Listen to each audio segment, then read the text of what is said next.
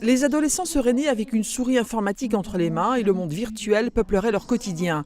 Comment se construit-on face à la réalité? La question était au centre des travaux d'aujourd'hui.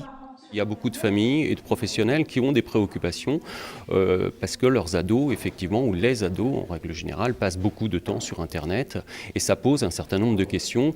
Quelle est la limite? Qu'est-ce qu'il faut leur mettre comme limite à ces adolescents? Eh bien, c'est un peu le thème de cette journée aujourd'hui. Parmi les intervenants, Michael Stora, cinéaste et psychanalyste, qui s'interroge sur la relation à l'autre en dehors du réel.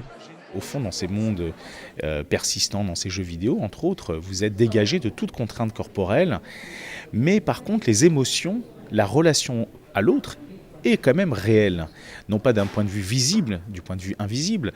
Donc la communication existe. Mais c'est évident qu'au fond, tout notre travail, souvent, ça va être de les aider à accepter quelque part leur corps, à accepter la confrontation au corps de l'autre. Si les enfants, les collégiens ont besoin d'un encadrement qui soit assez clair pour ne pas naviguer sur n'importe quel site, les lycéens ont au contraire besoin d'un espace qu'ils ont investi comme leur espace propre générationnel.